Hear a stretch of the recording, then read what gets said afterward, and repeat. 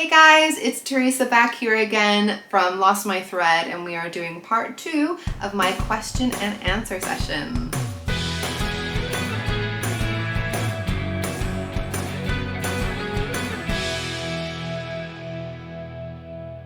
I recently asked for some questions that I could do for a Q&A when I hit 1,000 subscribers recently, and I got lots of really good questions, and I want to answer them all because I don't want to leave any of you guys out. So I thought it made more sense to break it up into 2 parts rather than having you sitting there for ages and ages and ages. Having said that, I'm sure this is still going to be a pretty long video, so you might want to get a little drink or a snack because we're probably going to be here for a bit of a while. If you are interested in seeing part 1 of the series where I went through some questions and answers already, I will put a link to that so that you can go and watch those at another time or watch them first and come back to me later. You don't have to have watched those first to understand these, so just to put that out there.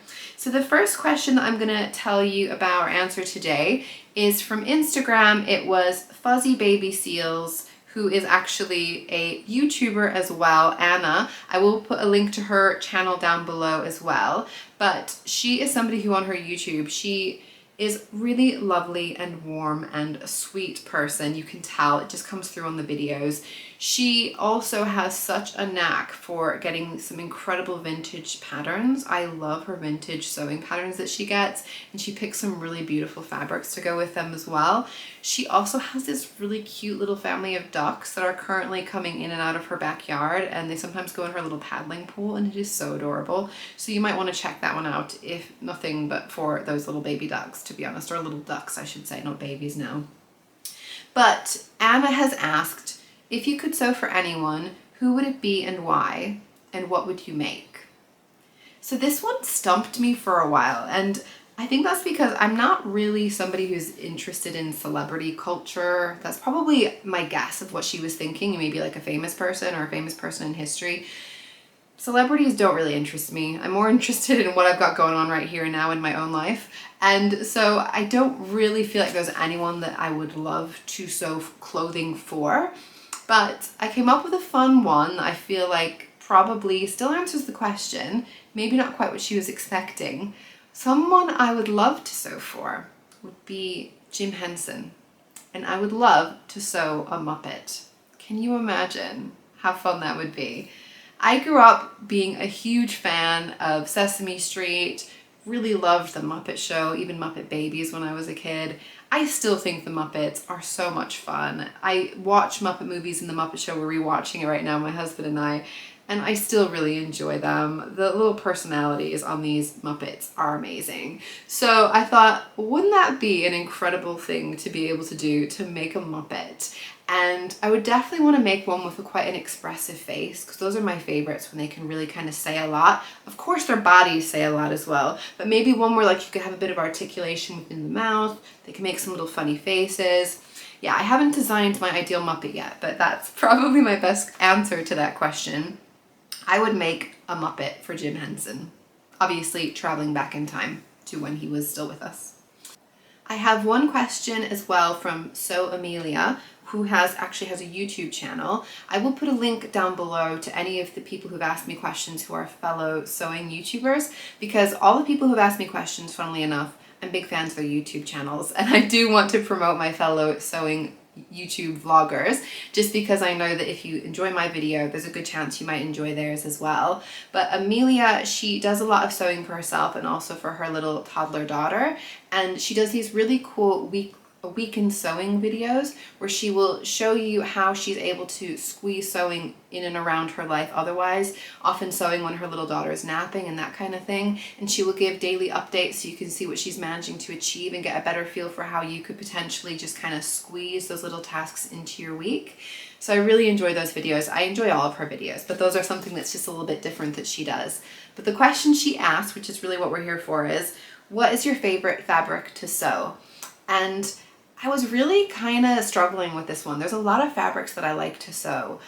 Cotton fabric, you kind of can't go wrong with cotton fabric because it's so easy and it's really wearable, but it's probably not my favorite. I've been really big on linen these days. I'm really enjoying sewing it. It really behaves itself. It presses really well and it's super comfortable to wear, but I don't feel like I can say that that's my favorite. I really like viscose as well because I really love the drape of it. I love wearing it. Sewing it, it's not as attractive because it doesn't behave quite as nicely, though, you know, I can usually manage to get by pretty well with it. I think what I'm gonna have to say is my absolute favorite, the one that I really enjoy sewing the most, which is also one that I really enjoy wearing as well, is a viscose linen blend. So it has a lot of the characteristics of linen in that it is generally pretty well behaved. It's not too shifty, it sews and presses nicely, but it has that drape and that flow of viscose, and I just feel like it's so elegant and lovely to wear. So I think that is my favorite overall. And then D Champion over on YouTube asked me, how would you describe your personal style? And do you have any style icons? So I'm not really somebody who I feel like has a very cohesive style in my wardrobe. I have pretty eclectic style. I remember doing there was a Love to Sew podcast had a little like wardrobe design thing. I think you were supposed to like design your dream wardrobe. I think that might have been what it was called. And one of the things you had to do there was come up with 3 words that describe your style, or it might have been describe your style that you would like to have.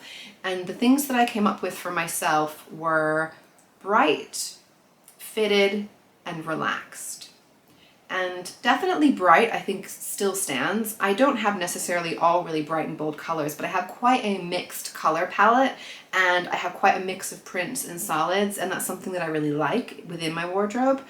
Also, fitted, I do tend to prefer the things that fit my shape a little bit, just because I am a bit more of a kind of hourglass shape. My waist goes in quite a bit compared to my upper chest and to my hips. And I feel like if I don't have anything fitted in the waist, I tend to look a lot kind of bigger, more round, a bit less shaped than I actually am. And so I prefer to have things for myself that kind of tuck in a little bit at the waist just to show my figure. And as far as relaxed, I feel like possibly fitted and relaxed might sound like they don't really go together, that they're kind of in conflict of each other. But I think for me, it's more about a relaxed style. Comfort for me is really important. I am not going to wear something that is uncomfortable. So I need to have something that is fitted, but I can still move in it. And the style of it is more relaxed, not necessarily super dressy. So I prefer generally a bit of a more casual vibe, though I can sort of go into the dress casual kind of a thing. But I think somewhere in that realm is probably about where my style sits. So I'm not sure if that's the kind of thing you meant, but that's probably the best way that I can describe my style.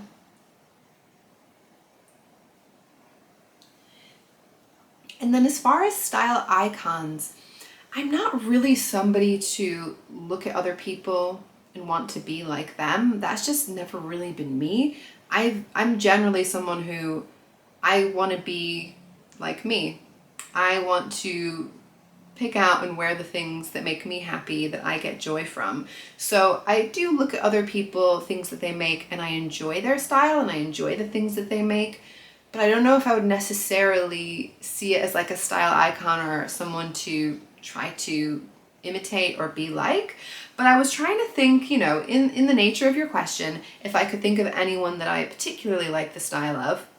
And I was thinking about some people that I like their clothes over on Instagram. They're probably the best ones that I can say. So somebody whose style that I really always love is Alisa. So Alisa is Sloths and Orchids, both here on YouTube. She's got a YouTube channel that I will link below, but she's also Sloths and Orchids over on Instagram. And I feel like everything she makes is super elegant and beautifully made, and she picks the most incredible fabrics. I love her style. I think she looks incredible all the time, and I feel like a lot of things she makes would potentially suit me as well. So if we were closer in height, because she's a lot taller than me, I would very happily raid her wardrobe if she would let me do that. So Alisa, if you have anything you want to send my way, I would 100% love it. Also, there is someone called Elise. She is I'm gonna say this wrong. Fleur de Lis Design on YouTube, or on Instagram rather. I think I'll put the names up on the screen because I'm totally murdering them, I'm sure. But Elise is somebody who, she does knitting as well as sewing, And I think she has a fairly similar figure to myself, and she makes a lot of things that I would 100% see in my own wardrobe. So she's someone that I can look at and say, ooh, that looks good on Alisa. Maybe I should make something like that. So it's nice to have those kinds of people on your Instagram that you can have a little browse at and think, yeah, maybe I should try that pattern that I was a bit on the fence about. And it can definitely inspire me of things that I might want to try for myself. There are also a few people over on Instagram who I absolutely love that don't have the same style as me, and I don't think I really would want to dress like them, but I love looking at their feeds, and I love just being inspired by their color, their design choices. I find them super inspiring, but I would probably do a bit more of a toned down version of the things that they do. So the first one I'll mention is Katie Cortman. She is Katie Cortman Art over on Instagram. Probably most of you know about Katie Cortman. She's very big on Instagram, and her colors are just incredible. She also has this really bold style. She mixes prints really incredibly well. She's so much fun. Her personality is a whole lot of fun as well, but I really enjoy looking at the clothes that she makes, and I really am inspired by those. Another one is Sylvia. She is the Rabble Out over on Instagram. Again, she picks the most incredible, bold colors. She looks amazing in these really kind of out there styles some of the time, a lot of it quite fitted and sort of slimmed down. But everything she makes is absolutely stunning, and I have very much wanted to copy many of the things that she has done. And I may have been inspired in some of my upcoming makes by some of her makes as well. And Jerry, who is Jerry in Stitches, so on Instagram she's Jerry_in_stitches. She also has a YouTube channel, recent YouTuber I would say, so worth checking her out as well. I'll link her below. But Jerry is another one of these people who her style and her energy just pop out of her Instagram feed. I mean, she does a lot of videos where she's kind of dancing around being a bit goofy, often with her daughter, but she does some really beautiful things with like tie-dye, really bold, bright prints as well. So even if I'm not necessarily mimicking these people and copying them, they are definitely big inspirations for me. The next question comes from Polly, who is a fellow YouTuber, and she has a YouTube channel, The Sewing Edit. She is somebody who has such a incredible chic style. She's very stylish. I'm not like Polly, but I really admire what she does. And she does these really cool videos where she'll show you what she wore, her sort of outfits throughout the week and how she styled them. She's big into accessories, and I really enjoyed watching her videos. So she has asked, is there something that I have no interest in sewing? Which I think is a really interesting question. So one thing I will say, because I've seen quite a few people out there making them, is I have no interest in sewing shoes. Making shoes isn't necessarily all sewing, but it definitely can have some sewing involved. And I think largely that just comes from me not being that interested in shoes, which I'm sorry, Polly, I know you really like shoes. So I'm sorry if that is not the answer you were looking for. But I would say as well, another one that I currently am not interested in, but I would never say never to anything because, you know, our minds change, our experiences change, and we do things that we never thought we were going to do. But another one that I really have no interest in sewing is bras. I know a lot of people have gotten really into making their own bras, and totally respect people doing that, and, you know, really big respect for anyone who is managing to make their own bras. But for me, I feel like buying bras is hard enough to get the fit, the shape, the kind of support that I want. I have to try on like 20 bras to find one that I like. So the idea of making my own, I cannot imagine that I would be able to get a good bra that I like without making 20 different bras that I didn't. And I just don't think I've got the energy to make those 20 bras and throw them away, because it's a lot of fitting, it's a lot of fiddling, and yeah, I just don't feel like making bras is worth it for me. But, you know, you never know. Watch the space. I could say something different, but that's where I am right now. Next question I've got is from marie.made.this over on Instagram. Marie has asked, what is one thing you've never sewn that you would love to challenge yourself with? There's also a similar question I will mention because Ruan, who's the Yorkshire Sew Girl, also has a YouTube channel that I will link down below. You probably know Ruan. She definitely kind of went out there. Everyone got to know her a little bit when we were doing the Frugal Frocks. My brain went blank. When we all did the Frugal Frocks challenge earlier in the year. But Ruan, she's super chatty and casual and always makes me laugh. She's a good laugh, this one. She was asking, is there a garment you aspire to make that scares you a little? And I feel like both these questions are kind of similar. So something that I want to make that's a little bit intimidating, that will be a bit of a challenge. I'm going to take that as kind of one question. And there's a lot of those, to be honest with you. I think if I'm talking about something that scares me, I'm not really scared by sewing, right? Like, we're talking about clothes, we're talking about fabric. If you try and make something and it doesn't work, you throw it away. You probably even just unpick it and try again. But worst comes to worst, you throw it away. You wasted some time, some money, some fabric, but you probably learned something in the process. So I don't really mind so much doing something that's a little bit challenging. But the one that probably intimidates me the most is jeans. And the only reason for that is because I had a bit of a epic fail in making the ginger jeans by Closet Core Patterns. I tried making ginger jeans, I think it was a couple of years ago now, and I've worked out now what went wrong, but basically I had made the jeans and done a based fit, tried them on, made adjustments, was happy with the based fit. I then put in what we call pocket stays is the term, and I think this is part of the issue that I had. Pocket stays are a piece of cotton fabric where basically your pocket lining extends from the middle where the front of the zipper of your jeans are all the way to the side seam across the front. And ginger jeans are meant to be with stretchy denim fabric. You're supposed to be using stretchy fabric to allow them to be skinny jeans and stretch over you.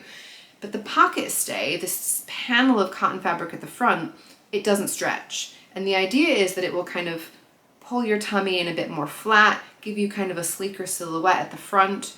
So I thought, okay, I'll put in the pocket stays. What's it going to hurt? Sometimes having a little support can be quite comfortable. Add to that I do think around that time, from the time I made my little based fit to the time I finished them, I think I put on a little bit of weight. I think I was being a little bit less physically active. And I think between that and the fact that I had no stretch in the front of the pocket stay meant that these jeans were really too small. Skinny jeans, the idea is that they are supposed to be tight as they go on, but these honestly, like, I couldn't get them past my upper thighs. They would not go over my hips. I think part of the issue too is my waist is quite a bit smaller than my hip. So the waist bit, even with the zipper undone, like, it just didn't want to go up. I think it was where the fly kind of ended. That part just did not want to go up over my hips at all. So those jeans are a total write-off. I don't know why I haven't thrown them away yet. I think they're just kind of hanging around as a bit of a reminder, a very depressing reminder that I failed to make jeans. And I have to say, I think that's so frustrating. It's like when I got to that point where I was trying them on, it was for me to like place the back pockets. I had done all the top stitching, all the fly, the waistband, like I had made jeans and they just didn't fit. So I know I can make jeans, the process is fine, and I have made jean shorts, like denim jean shorts. So I don't know what my issue is, honestly, but I've been putting off making jeans. I've decided this autumn I'm gonna have a go at the ginger jeans again, minus the pocket stay, and do a little bit more measuring of the pattern piece against my own body to hopefully get that fit better off the bat. But that's the one that probably intimidates me the most. As far as other things I want to challenge myself with, honestly, there's a lot. So the ones that I can think of that would be really fun to do at some point that I would like to do when I've got a little bit more time to do, one would be a denim jacket, a jean jacket. I think those are really cool. And the amount of detail in there, the amount of top stitching and, you know, buttons and snaps and things like that, I think that'd be really fun and satisfying to put together. So I do want to make a denim jacket at some point. And then also a blazer. I see some really incredible blazers. I'm not 100% sure that it's going to be my style, but let's have a go and see. And I really do like the idea of trying to make a really nice, tailored, fitted blazer. I think that can look so cool. And yeah, that's something that is in my kind of eventually I want to try and make, but is definitely more of a challenge when I do get there. I then also had, kind of along similar lines, a question from Janine Flanagan on YouTube, which was, what is on your sewing wish list? Now, I wasn't sure if she meant like, what do I wish to sew, or what would I like to buy to sew with? And so I was thinking, I've already talked about things that I would like to sew eventually, apart from my usual sewing plans, which obviously I share with you guys regularly. But as far as things that I would dream to work with or have at some point that I don't already have, I've never sewn with silk, which is interesting. I would like to sew with silk, definitely, but I do feel like it's something that, because of the price point, I find a bit more intimidating. And I also just worry about how silk would wash and wear. If you've had a lot of experience with silk, or any experience with silk, let me know in the comments down below if you found it, if it wears well over time, if it washes okay. It's such a beautiful fabric, so I really would like to work with it. And then similarly, I really love velvet. I really love it, but I've only ever worked with polyester velvet. So it would be really nice to work with like a silk velvet or a silk viscose velvet. Oh, it would just be dreamy. So those are fabrics that I would like to work with at some point in my future, and I'm sure I will at some point. And other things that I would just really love to have just in my own life for my sewing that are like very much not going to be happening anytime soon, but you never know, eventually could happen. One would be a self-threading serger, an air threading serger. If you have one of those, I am jealous. I got my serger here. It's usually in my little videos, but this thing is a beast to rethread. I do tie off on my looper threads and get those to pull through as I'm kind of changing the colors over of my threads.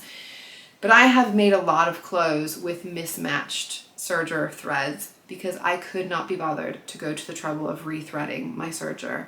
If I had a machine that just did it at the touch of a button, that would be heavenly. The other thing that I would really like to have is a cutting table. I am currently somebody who cuts out my fabric on the floor on cutting mats. It's not great for my back, it's not great for my shoulders, it's not great for my knees. It's not ideal, it's just the situation that I've got. I do not have a table big enough to be able to put my cutting mats out and cut directly on them at a good height, but that would be the dream. At some stage, when I've got my ideal sewing room, I say when, I know there's potential that that's never going to happen, but that would definitely be something I would love to have at some point if I had the space in my home for it. And then Kimberly on YouTube has asked, have you ever considered any baking content? So obviously I have showed you guys some cookies that I baked recently. I do really love baking, and I've baked a whole lot throughout my whole life. I have had periods in my life where I've baked more and I've baked less, and I feel like at the moment I'm probably baking a bit less these days. And that's mainly just because there's not that many people to eat all the baked goods. It's me and my husband living at home. We don't even see our family as much as we used to because of COVID and everything. So I feel like making whole cakes, whole big batches of cookies, whole pies, whatever it might be, and then just having 2 people to eat them is not a very good idea. So we do still indulge ourselves, and I do occasionally do a big baking batch, but it's not something that I do super regularly, so there's not a whole lot of point in sharing my baking progress. Also, this is my sewing channel. I don't necessarily want to put other stuff on top of it, and I don't think I can handle a whole another YouTube channel for my baking. Having said that, this December, I am hoping to do something called Vlogmas. So some of you might have heard of that before. It's basically like a daily vlog, video blog each day in the month of December leading up to Christmas. And I have really enjoyed looking at other people's Vlogmases in the past, particularly people who do a lot of different creative activities. And in addition to sewing and baking, I'm kind of dabbling with knitting. I do a lot of crafts, handcrafts and things around Christmas in particular. So I thought it would be fun to show you a lot of the crafting that I like to do around Christmas, do a little bit of a catch up each day in December, or possibly show you a bit around London as well. And now that I'm saying that on here, I realize that I'm actually committing to this idea that I was throwing around. But yeah, I do usually bake a lot around Christmas. So if you do stay tuned to my channel around December time, you will get some baking content because it's going to be a part of what I'm planning already. I've also got a channel or a question then from the Clothes Erin Sews, who's a fellow YouTuber. I really love Erin's YouTube channel. She does these all kinds of refashioning and styling videos. She did a really fun series during Me Made May where she made little mini capsules for each week and then talked through what it was like wearing those little mini capsule wardrobes as well. Her channel, I feel like, has a really nice artistic creative element. You can really understand her artistic process, and I really enjoy that. She's also just got a lot of fun, vibrant energy. So Erin asked, I'd love to know what your all-time favorite make is, whether you've shared it before or not, and why. And then I got a similar question, I would say, from Megan G Makes, who is Megan, also has a YouTube channel, I should say. I really like her YouTube channel as well. You know I love all these sewing vloggers, and like I said, I will link them all down below. But Megan's channel, I just love her vibe. She's just super mellow, relaxed, chilled, someone I would love to just kind of hang out with. She kind of very open and honest, doesn't take herself too seriously. Really enjoy Megan's videos, and she also picks some gorgeous fabrics, has some stunning fabrics if you want to drool over those. She asked, I'd love to know more about your favorite project ever. What was it? But the answer to both of those questions, so what is my favorite make that I've ever made, is easily going to be the Kelly Anorak by Closet Core Patterns. I have definitely shared about this on Instagram. I have shown it on YouTube as well. So I will show it to you now and talk you through some of the details and explain why it is the thing that I'm the most proud of and the favorite thing that I have made. So it's my coat. It's my go-to coat for everything. It's a anorak that is made in a waterproof fabric. So this is a waxed cotton fabric that I got from Guthrie and Ghani. It's really splash proof. I have worn this in the rain, really like torrential rain in London, and I have not gotten wet when I'm wearing it. I've gone for the hood option. There's a hood or no hood. Definitely going to go for a hood when I can do. This fabric, I will say, as much as it was really cool to work with, if you're going to work with waterproof fabric, you're going to have to make sure that you waterproof the seams as well. So I used a seam sealant, like a glue basically, that went onto the inside of each seam after I made it. On the inside, I've got this really beautiful lining. So this is Rifle Paper Co. cotton fabric that I quilted. So I quilted this myself with thin sillet interlining to make it really extra cozy so that I could wear it in the colder months. I used the same fabric as well on these pockets. It's got this really cute pocket detail on here. And the inside of the pocket has got the same lining. Oof. It's got a little waist toggle so that you can make it a bit more fitted at the waist. It's got snaps as well as a zipper so that it's super sort of cozy and you feel really protected. As it zips up, it goes kind of over your face a little bit just to give you that little bit of extra protection. The sleeves I have lined with a, it's just like a viscose lining so that I could get my arms in and out of those a bit more easily. But main thing about this one is it was something that took a really long time. It was a really slow sewing project, and I did so much to make it exactly how I wanted it to be. And I was so happy with how it came out in the end. It was exactly how I wanted it to be. Now I will say, it is not perfect. I had some kind of weird thing go on when I was trying to put this hood onto this kind of band, zipper band. I don't know, there's probably a better term for it, but I can't work out what it is. But as you can probably see, it's kind of like folded over here. Something didn't quite line up, and I unpicked it and restitched it so many times, I just couldn't get it to sit right, and I don't quite know what happened. But you never notice this when I'm wearing it, and I would never particularly point it out to anyone apart from you guys here and now. But the reason I want to mention it is because even despite this weird bunchiness that shouldn't be going on, I am so proud of this freaking coat. Like, so much went into this coat, and it is definitely one of those things that nobody would guess that I made this thing. It is so professional. I added a fun little sewing label into the back of it as well. See if I can get it to show. Oh my gosh, it wants to flip up right now, really helpful. And it's got a little loop so that I can hang it as well. But yeah, it's one that I've gotten the most wear out of, and it's one that I just put so much into, and I documented the whole process over on my Instagram. So check me out over there if you haven't before. I'm Lost My Thread over there as well, and you'll be able to see a lot more detail of how I made that coat. But it was just one that I felt like I learned so many new processes while I was making it. I really challenged myself, and because it's a coat, I wear it so much because it's my everyday coat. So it was really satisfying to be able to have that as like my, you know, go-to garment when it's a little bit cooler. The last question I have is one that I'm kind of surprised only one person asked, because it is something that a lot of people ask me in real life. Joanna's Feeling Crafty on Instagram asked me what made me move to the UK. And I could probably do a whole long video just on that, because love stories are long stories if you really want to get into them. The brief version of my answer would be that I moved to the UK to be with my now husband, to follow my heart. The real story is probably a lot more involved, and I'll give you as brief of a version as I feel like it makes sense to do. But main thing is, my husband and I met on the internet back before it was a thing to meet people on the internet. In 2002 we started talking, and at that time we were talking on a band message board. So anyone who's probably a little bit older or younger than us, or a lot older than younger than us, probably aren't going to know what a message board is. But it is basically a place on the internet where strangers can have conversations, usually on a particular topic.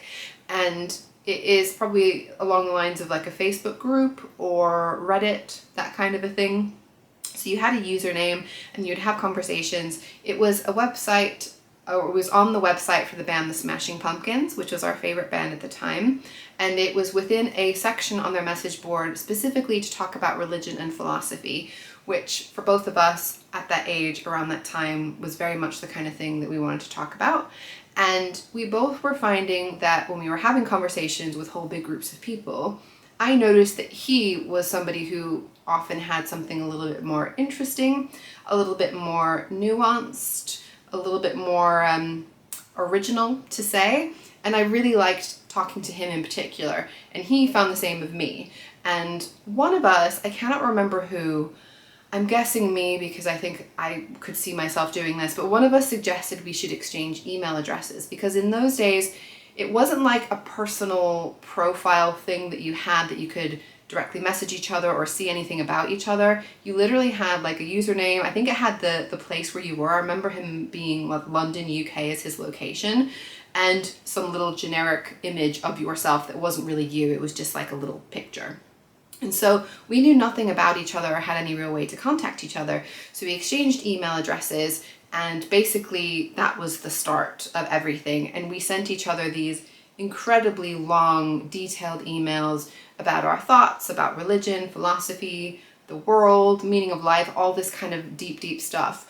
And I think what was really interesting and unique about that was that neither of us were at all interested in anything like romantic or a relationship. We were not looking for a relationship. We were just looking for good conversation, and this person was an interesting person to talk to. As far as I was concerned, I didn't even know if this person was a man, a woman, what age they were. I just knew they had interesting thoughts, and that was what interested me about them. And so we found out like over time as we were talking a bit more and started sharing a bit more about ourselves personally. He's a year older than me, and the more we were talking, the more we found that not only did we enjoy having conversations, but we had weirdly a large amount in common. So we seemed to just really both enjoy so much of the same, obviously music, but also movies, the same books, the same art. We had the same sense of humor. And it was just kind of weird that this person on the other side of the world seemed to be so like me, when where I was, I had friends and people close to me, but nobody was that like me. And it just seemed a little bit peculiar. I don't know why, but it just struck me as a bit strange. Anyway, after sending lots of emails back and forth, eventually we were talking on AOL Instant Messenger quite a lot. Again, throwback to like early noughties. Those of you who were there at the time, you know what I'm talking about. We then at one point were coming up to, it was actually going to be my 20th birthday. So we were very young when all this was starting. And I asked him if he would do me the favor on my 20th birthday to call me on the phone so we could actually talk.